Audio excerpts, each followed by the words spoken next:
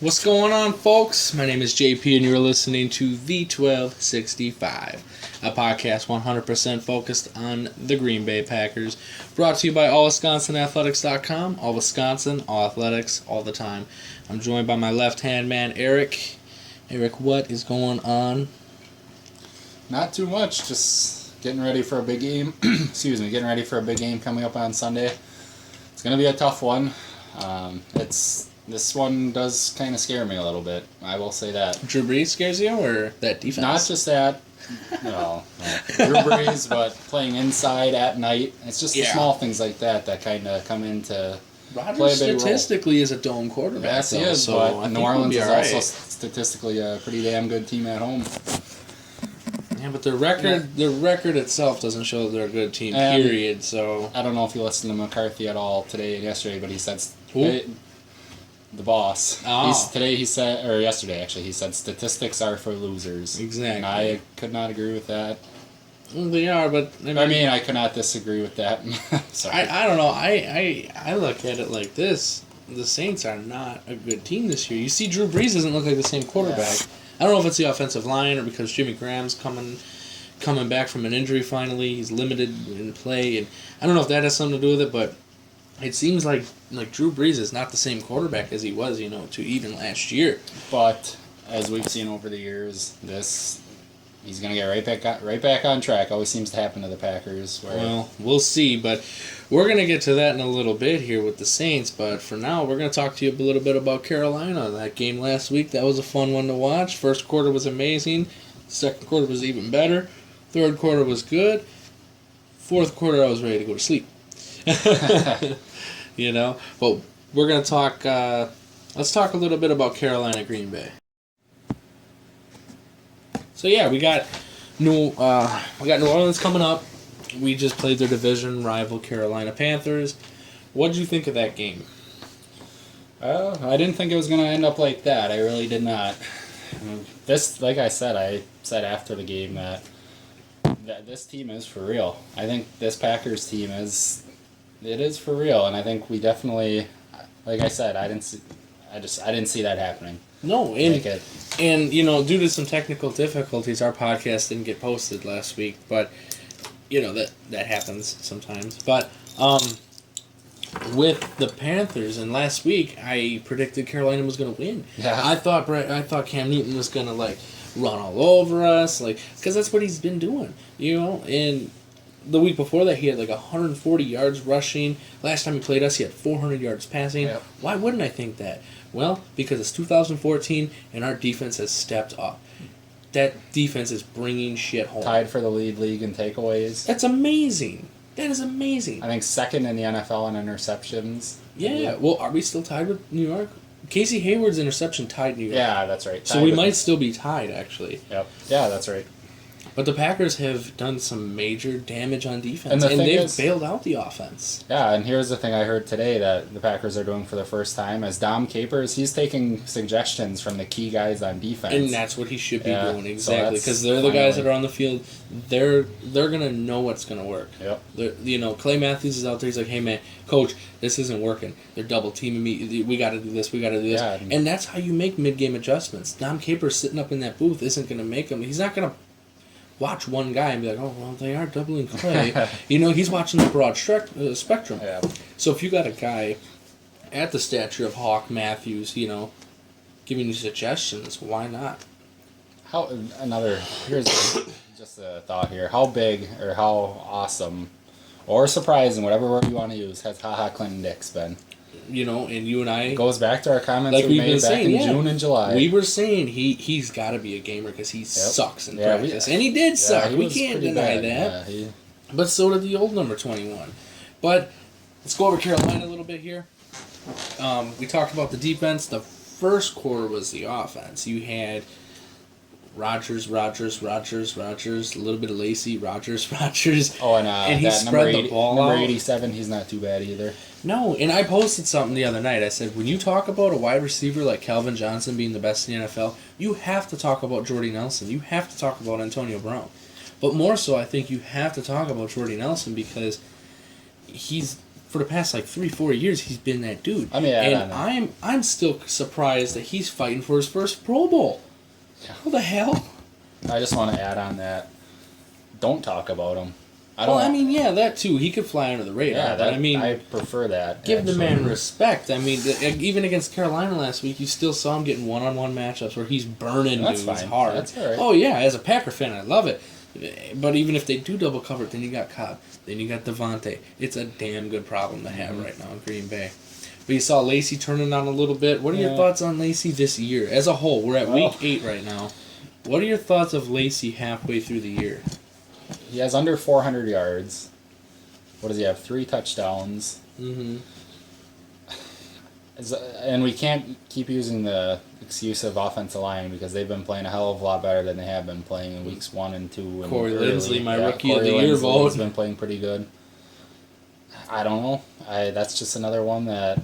But, and you look at it too, and you see when Lacey does go out, here comes Starks, and Starks looks hungry, and Starks looks like he's a man who's like, dude, if you're not going to do it, I'm going to do it, and they're going to put me in more than you. And we've seen him do that the last couple games. They've had Starks in there a lot. Yeah, well, again, McCarthy's so predictable. Yeah. I don't know why they don't do, like on a series, why don't they do, Lacey for a play, bring Starks in? But no, it's a series where each back seems to have his own series, and I don't know, I don't get that at all. Or why not even have a split back?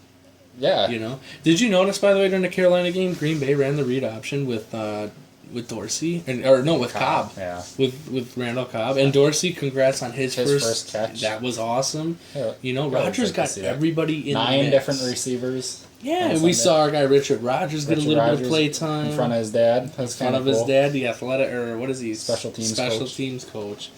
So that was cool. Jordy Nelson's a beast. That speaks for itself. But then you got a guy like Randall Cobb who, under the radar, has 8 touchdowns? Yeah. I didn't know that, and I have him in fantasy football. He has the most of wide receivers, by the way. 9. Julius Thomas has 9. That's crazy. But he's a tight end. It's weird because he is leading the league in touchdowns and everything, and there's still no contract talk.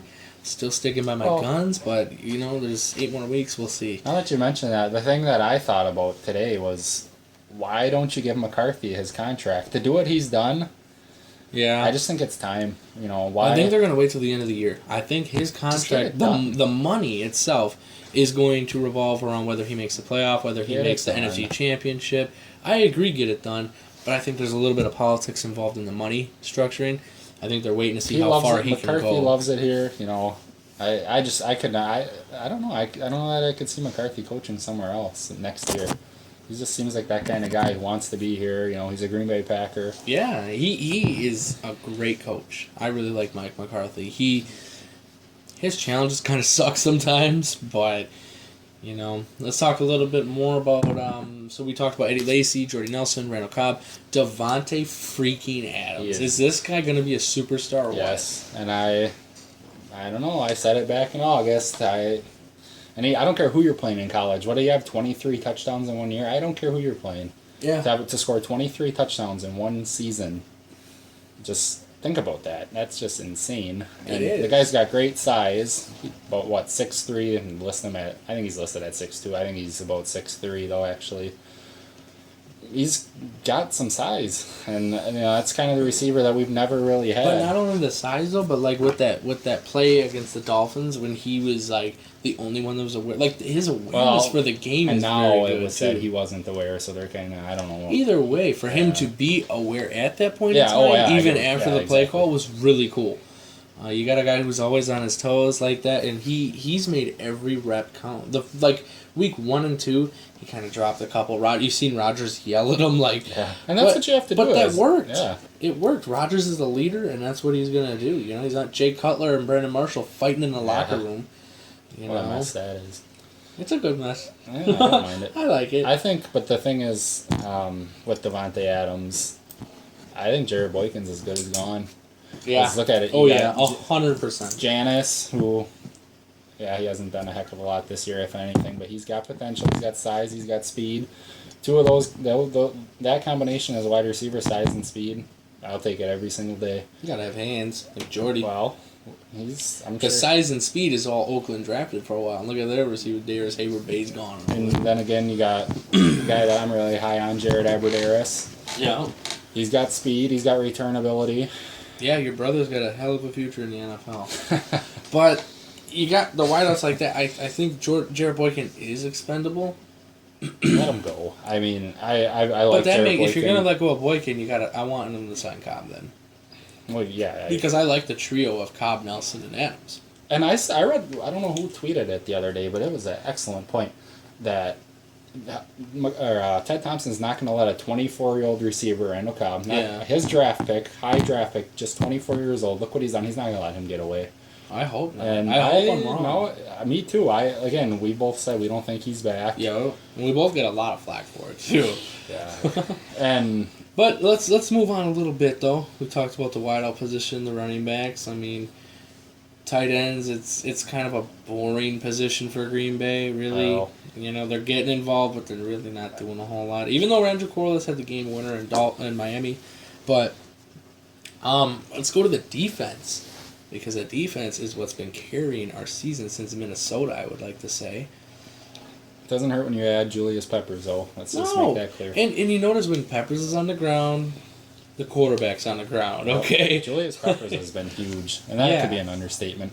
We were live at Lambeau for his pick 6, which is a thing of beauty. That was cool, yeah. And then he's just mean on the field, though. He is. Like, he's just a big dude. There's nothing, I don't know what else to say, but...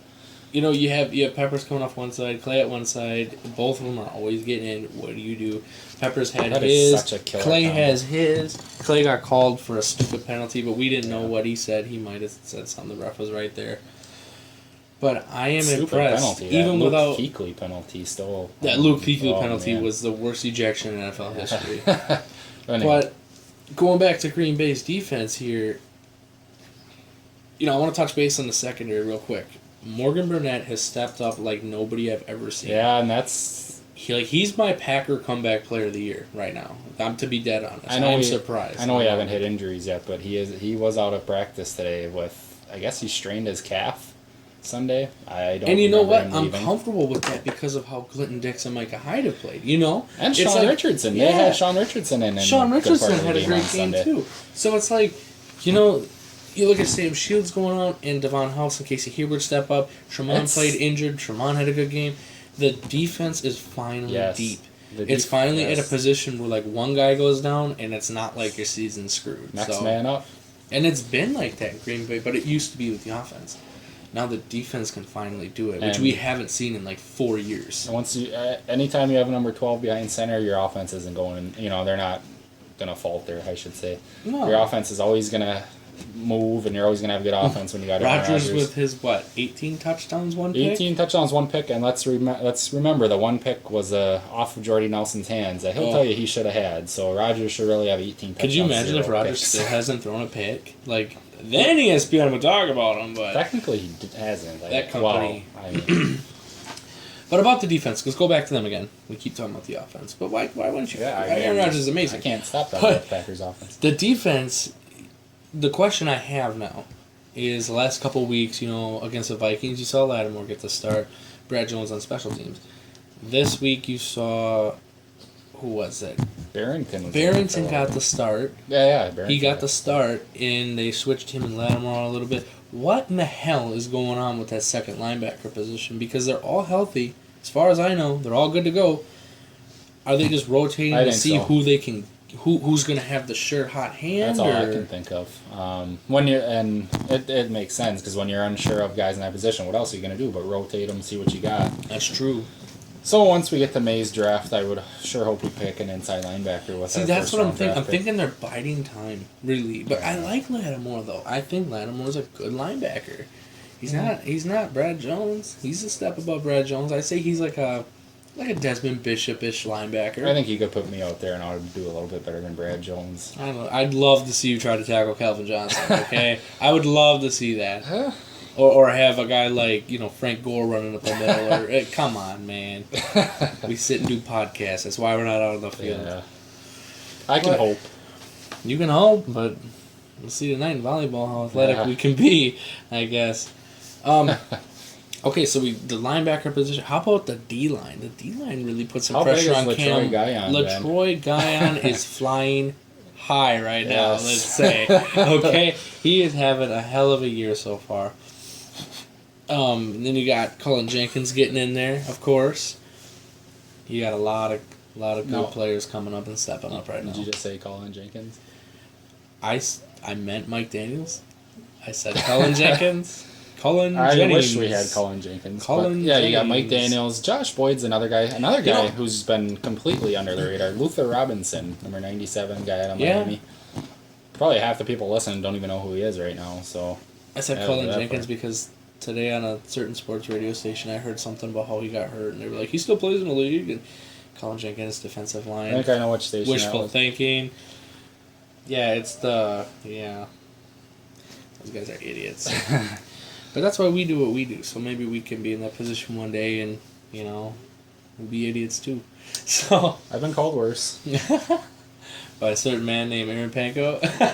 Our biggest fan, Not baby! just him, but a lot of people. Our biggest I fan. don't know, I think I'm a nice guy, but a lot of people don't seem to like me.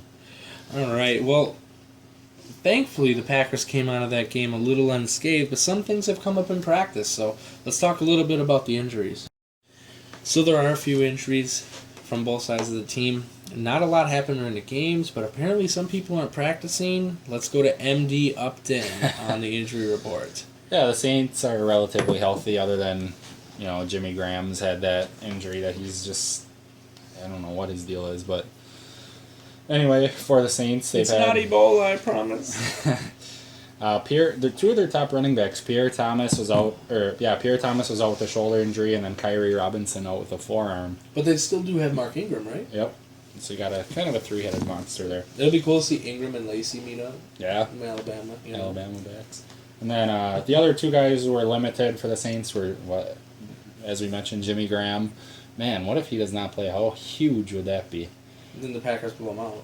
And then corner Keenan Lewis was limited as well. Packers fairly healthy. Again, like I mentioned earlier, Morgan Burnett did not practice. Apparently he strained his calf Sunday. I didn't really remember that. And then... Was he moving his couch after the game? I didn't see anything.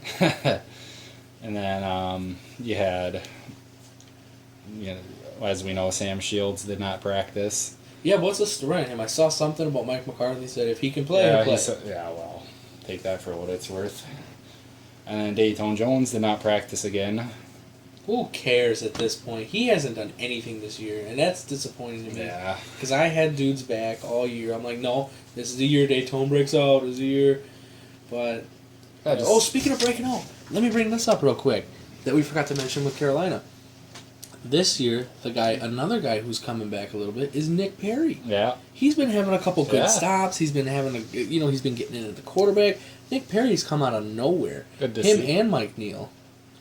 Yeah. But those are injuries, and thankfully it's not a long segment. It's always a good time. I don't want to spend 10 minutes talking about, anybody being hurt or whatever, so we can keep that a little short. Now we go on to the big game. Nolans, Green Bay. Say that.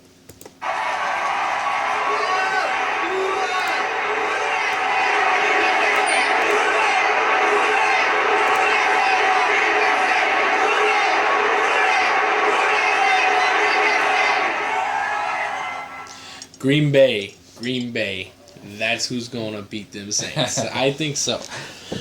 But as you heard, the New Orleans crowd is going to be pretty loud in the Superdome. I'm gonna say that Green Bay wins this one. But Drew Brees is still Drew Brees. I mean, I know I said earlier that Drew Brees he's having a little off year and everything. His weapons really aren't stepping up. But what do you think about Drew Brees right now? What's going on with his season? Do you think it's at wideouts, offensive line, no lack of run game finally catching up to him, or?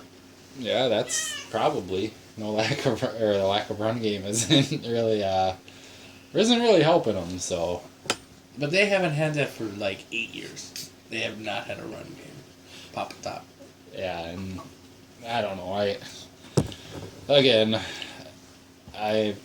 I'm worried about this game. I've told you probably 10 times now. Saints at home, primetime football. Yeah, we'll see in my prediction what I have to say, but again, when I first saw the schedule come out for the Packers, this was the one game that I kind of was worried about right away. Was Packers at Saints primetime. So look at that one in New England. Yeah, New England was another one. So Which, by the way, I'm trying to go to the New England game, and I've looked at tickets for that. Like $450, dude. Yeah. Wait till a week before they'll go down. You think so?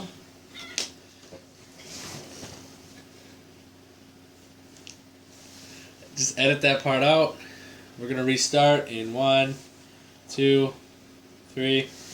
A guy I'd like to see get some playing time, which I know he's not gonna, is Nick Toon from the Saints. Tom Crabtree. Badger. Tom Crabtree, number 80, what, 3? Yeah. Him and his tattoos. It'd be pretty cool to see. Yeah. But I really think Rodgers is just gonna torch New Orleans defense. They do not have a solid D at all. What do you think about New Orleans defense? New Orleans defense again, yeah, they're struggling.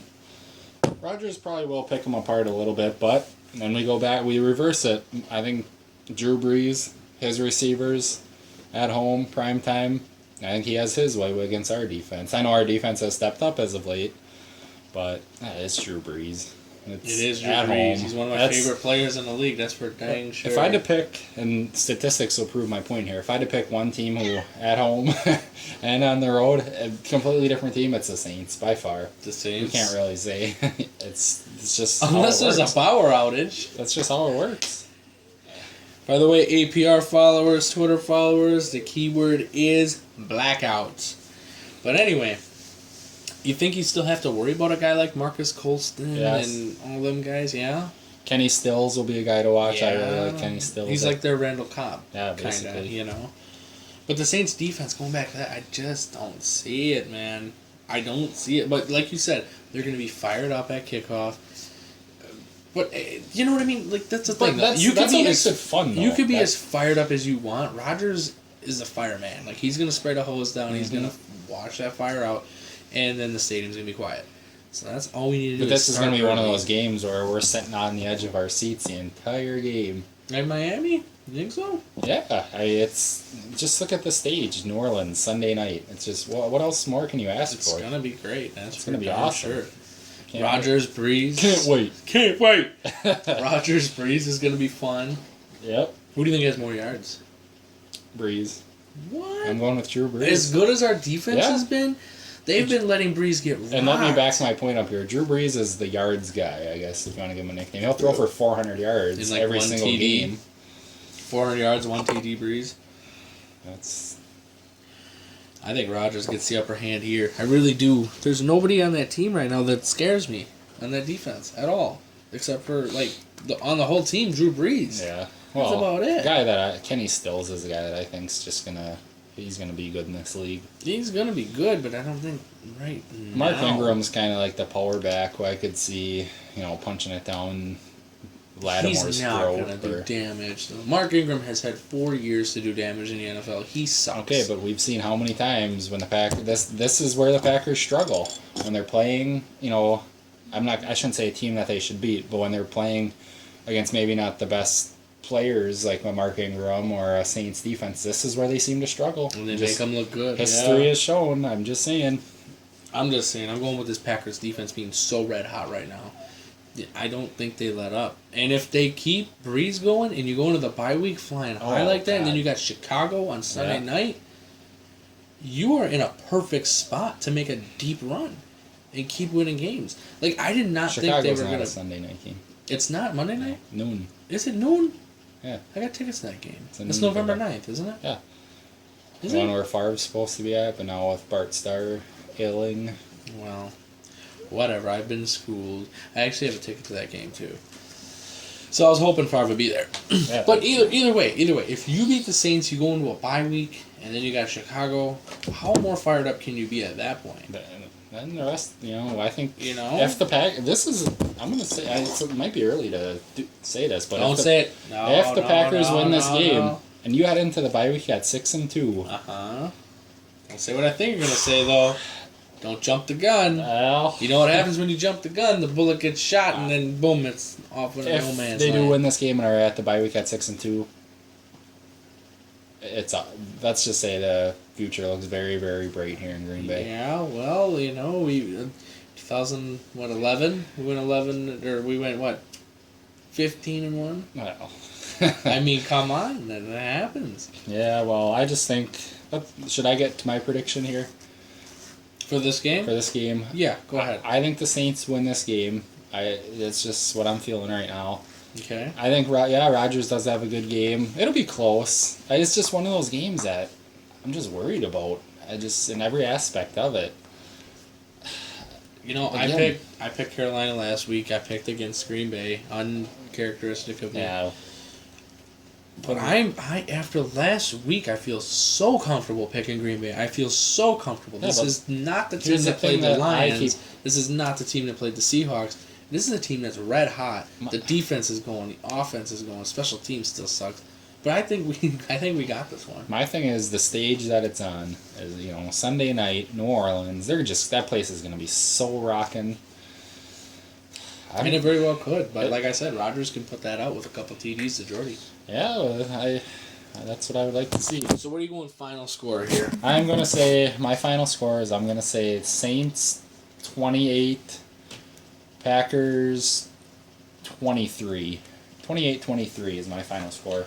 Both quarterbacks have big games. Probably, both quarterbacks, at least 2 touchdowns each. High yardage, watch for that. Like I said, Drew Brees is the 400-yard guy. You ready for this? This is going to be an insane prediction. But I got the, what game did I get right?